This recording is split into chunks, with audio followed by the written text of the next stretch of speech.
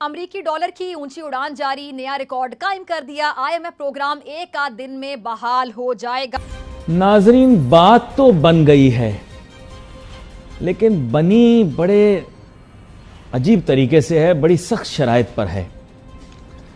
लड़के वाले मान तो गए हैं, IMF वाले लड़के वाले मान गए हैं, लेकिन जहेज कमर तोड़ मांग लिया उन्होंने। अगले माह से बेरोजगारी और मजीद महंगाई का सैलाब लाने पर इंपोर्टेड हुकूमत घुटने टेक चुकी है। PTI रहनुमा हम्माद अजहर ने खबरदार कर दिया, ट्वीट किया कि महंगाई पैकेज पर हुकूमत और IMF की बातचीत जारी है। आवाम को मुल्क की क़यादत का चुनाव करने से रोकने के लिए हर हरबा इस्तेमाल होगा। नमस्कार, जय हिंद दोस्तों। आखिरकार IMF ने पाकिस्तान को $2.3 बिलियन का कर्ज दे ही दिया, जिससे कि पाकिस्तान महकमा में बेशुमार खुशी है, छुपाए नहीं छुप रही है। पर IMF ने जो शर्त रखी है उसे बताया नहीं जा रहा है। उन्हें पेट्रोल डीजल की कीमतों में बेतहाशा बढ़ोतरी करनी पड़ेगी, जिससे कि पेट्रोल डीजल करीब 450 रुपये से 500 रुपये प्रति लीटर होने वाला है, जिससे कि गरीब जनता और भी बुरी तरह से प्रभावित होगी।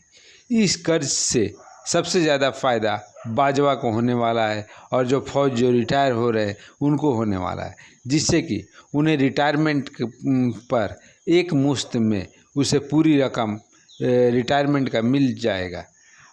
और देखते हैं कि पाकिस्तान मीडिया में क्या हलचल है। तो बुनियादी बात यह कि अब रिसोर्स और कोई है नहीं जिससे रेवेन्यू जनरेट किया जाए, सिवाय ये कि फिर पेट्रोलियम मसनूआत पे इन्हिसार किया जाएगा। प्रॉब्लम यह कि पैदावार हमारी कुछ भी नहीं है। पाक स्टडीज की किताब में सारी बकवास चीज लिखी हुई है, तेल नहीं है हमारे पास। अब करें तो क्या करें? उन्होंने कहा है भाई लेवी भी लगाओ, सेल टैक्स भी लगाओ। पेट्रोलियम मसनूआत की कीमतों को आहिस्ता आहिस्ता बढ़ाना पड़ेगा। अब और अखराजात कम करें तो कौन से करें? अब जहां कुत्तों का खाना और औरतों का मेकअप बंद हो गया, वहां शाहाना अखराजात जो कि सरकारी अफसरान और ओहदेदारान इंजॉय करते हैं उनको भी कम कर दें। नहीं, उनको कम नहीं करना। बेचारी औरतों को सजा और कुत्तों को सजा। और कुत्तों का तो इस मुल्क में बड़ा अहम किरदार है। नहीं मतलब वैसे बता रहा हूं आपको, बड़ी तादाद ज्यादा है मुल्क में। तो अब मसला ये है कि क्या करें फिर? तरक्की की मनाजिल तय करता जा रहा है। अगर कोई चीज तरक्की कर रही है तो डॉलर तरक्की कर रहा है, पेट्रोल का रेट तरक्की कर रहा है। अवाम क्या कर रही है? तरक्की। लोगों की आप देखें कि आमदनी उतरी ही है और चीजों की कीमतों को आग लगी, अशा खुरोनश की कीमतों को आग लगी। अब मुझे पता है वो बंदा जिसकी आमदनी नहीं बढ़ी, आमदनी वही है और उसकी चीजों की कीमतें बढ़ गई। बंदा बेचारा क्या करेगा? क्या भीख मांगेगा? किसी के आगे हाथ फैलाएगा, झोली फैलाएगा? क्या करेगा? कहां से पूरी करेगा? अपने बीवी बच्चों के लिए रोजी रोटी जो कमा रहा है वो कहां से लेकर आएगा? अब पाकिस्तान से चाहता क्या IMF? मतलब इसके अलावा पाकिस्तान क्या करे? अच्छा, बाय द वे, ये जो वजीर खजाना ने एक दावा किया है कि जी IMF का जो प्रोग्राम है बहाल होने वाला है। अब इस प्रोग्राम की बहाली के बाद शायद कुछ बेहतरी हो सके, लेकिन ये टेम्परेरी होगी। याद रखिएगा, ये आरजी रिलीफ होगा।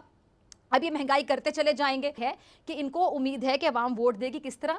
क्योंकि जब ये इलेक्शन के करीब जाएंगे तो फिर ये थोड़े रिलीफ पैकेजेस अनाउंस करने शुरू कर देंगे। मेरे अल्फाज आप याद रखिएगा, जैसे जैसे इलेक्शन के करीब जाएंगे तो आवाम को रिलीफ देना शुरू कर देंगे, महंगाई को कम करना शुरू कर देंगे। और वो क्यों करना शुरू कर देंगे? ताकि वोट बैंक इनका जिंदाबाद, वोट मिले इनको। अच्छा जी, अब बात ये है कि ये जो तमहीद मैंने बांधी, इसमें मैंने कोशिश तो की कि मैं खुलासा कर दूं कि मामलात क्या होंगे, मईशत पर क्या असरात होंगे, आप पर क्या असरात होंगे, आम आदमी पर क्या होंगे। थोड़ा सा आप बताइए।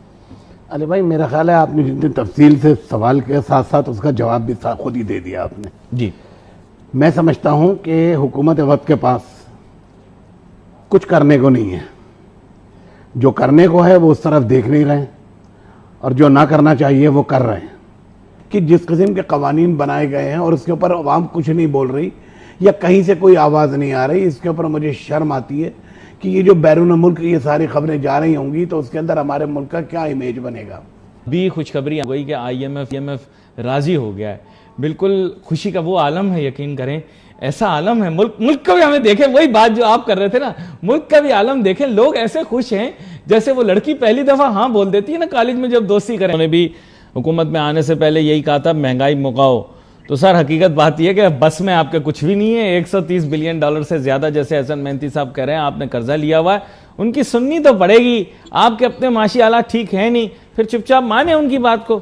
आप कहते हैं गुलामी नामंजूर, पैसे लेके गुलामी नामंजूर कैसे हो सकती है? पैसे वापस करके फिर गुलामी नामंजूर कहें क्या? हमने आपको अपने पिछले प्रोग्राम में बताया था कि ना तो IMF के प्लान पर उस तरफ से दस्तखत हुए और ना ही इस तरफ से यानी दोनों, ना तो IMF ने अभी तक साइन किया और ना पाकिस्तान की अथॉरिटीज़ की तरफ से साइन हुआ। तो इसका मतलब है कि जब साइन नहीं हुआ तो अभी तो टाइम लगेगा, जबकि अब तो हो जाना चाहिए।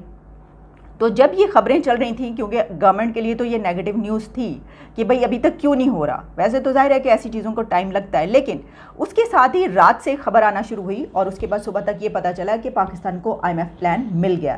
कहा कि IMF का जो अब है इसमें किसी रुकावट का खदशा नहीं है, यानी कोई हर्डल अब नहीं है। इससे पता ये चलता है कि वो ये बता रहे हैं कि जो उन्हीं की तरफ से और गवर्नमेंट की ही कुछ मिनिस्टर्स और अथॉरिटीज़ की तरफ से ये बात की गई थी कि सिग्नेचर नहीं हो रहे, अभी कुछ हफ्ते लग सकते हैं, हो सकता है उनकी कुछ और ऐसी डिमांड्स हों कि फिर हमें कुछ और सोचना पड़े, प्लान बी, इस तरह की बातें।